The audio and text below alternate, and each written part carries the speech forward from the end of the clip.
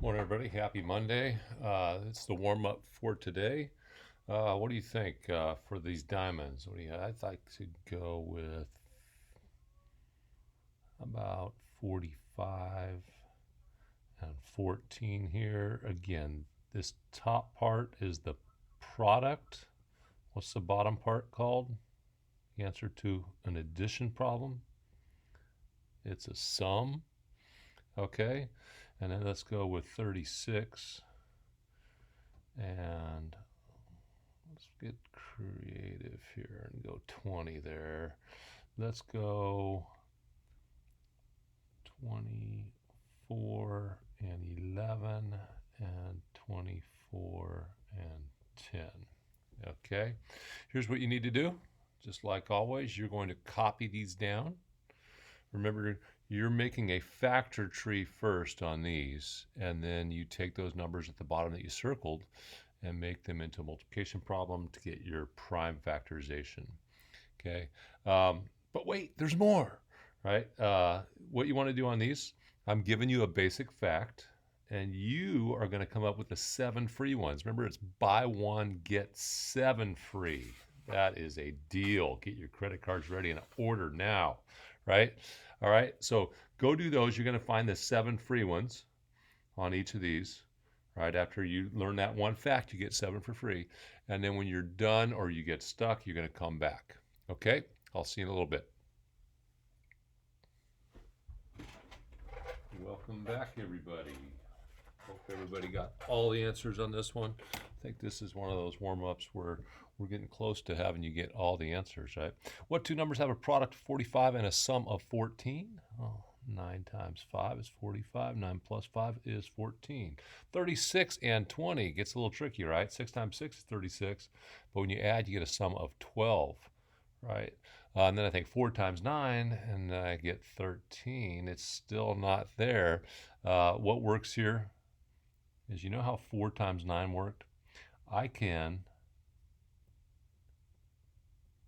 take half of one number, half of the 4 is 2, and double the other number, and I'll get the same product. That's not true just with 4 and 9. It's true with every pair of numbers, right? It's hard to do, but you could take half of 9, 4 and a half, and double this, 10. 10 times 4.5, 45, right? It works with every number. So if you're looking for something, you're stuck, you got a couple of factors, try doing that maybe. And that's going to be the 2 times 18. 24 and 11, what are we doing there? 6 times 4 is 24, but that's 10. Ooh, 3 times 8.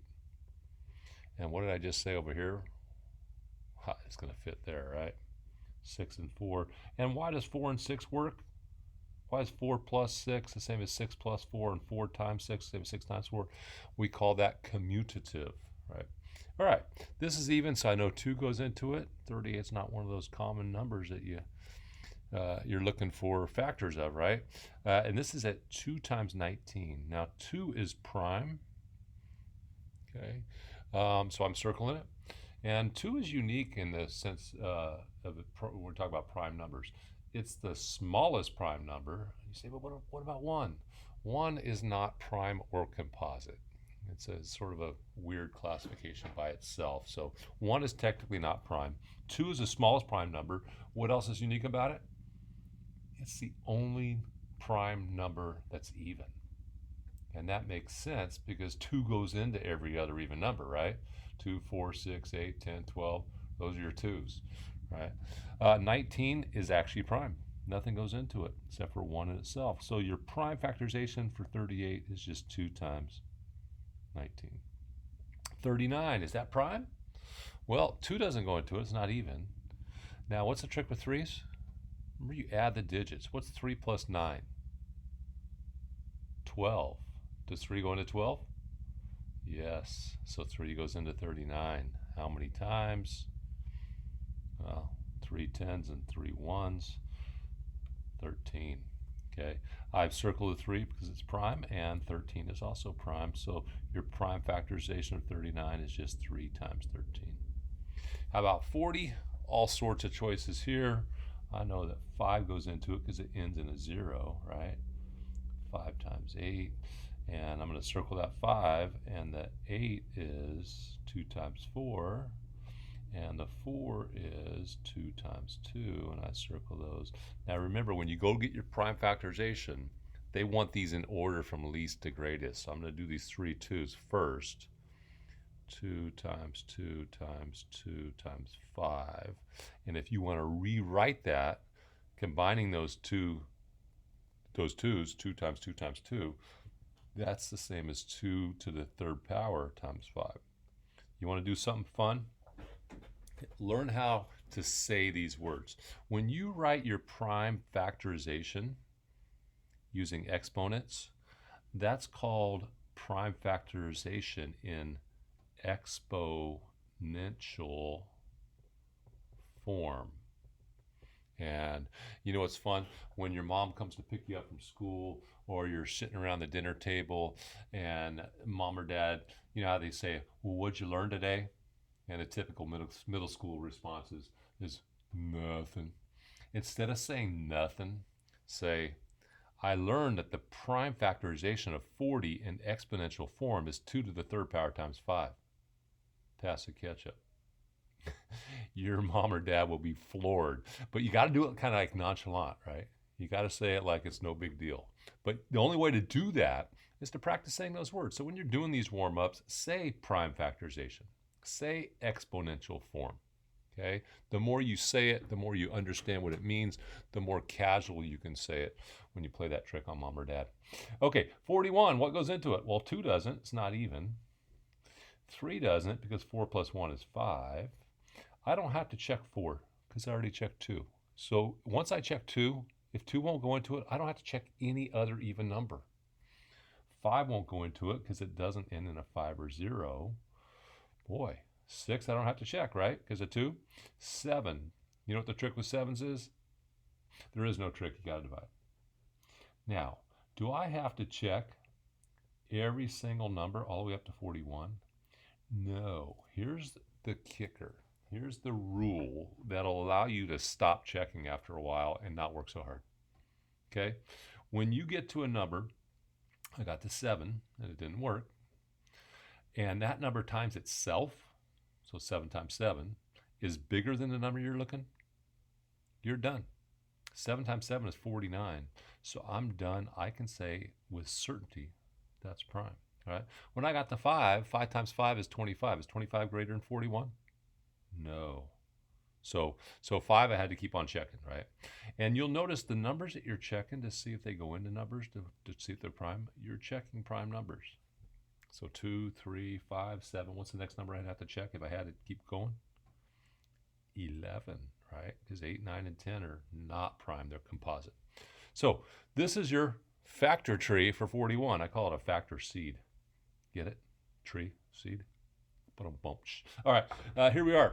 What are the 7 free ones you get? 6 times 7, well, commutative, 7 times 6. Division. If 6 times 7 is 42, 42 divided by 7 is 6, and 42 divided by 6 is 7. But wait, there's more. Fractions.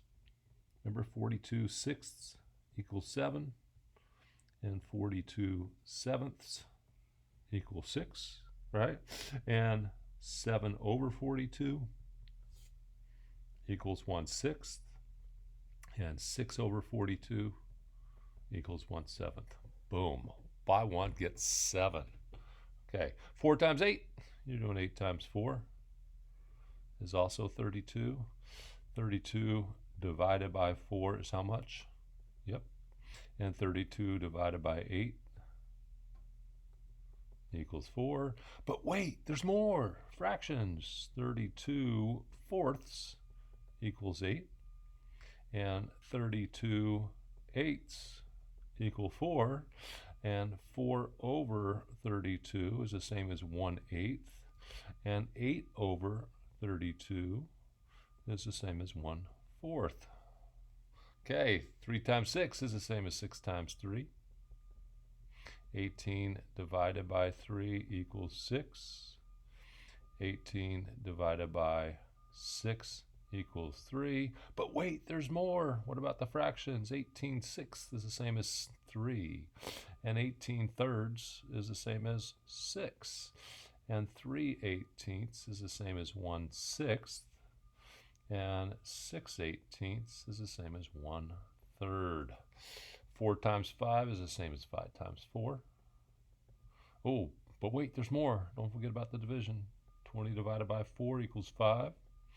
And 20 divided by 5 equals 4. But wait, there's more, right? Fractions. 20/4 equals 5, right? 20 quarters is going to be $5. And 20/5 equals 4. And 5/20 equals 1/4. And 4/20 equals 1/5, 1/5. Boom. Good job on the warm-up. Enjoy your Zooms today, and have a good one.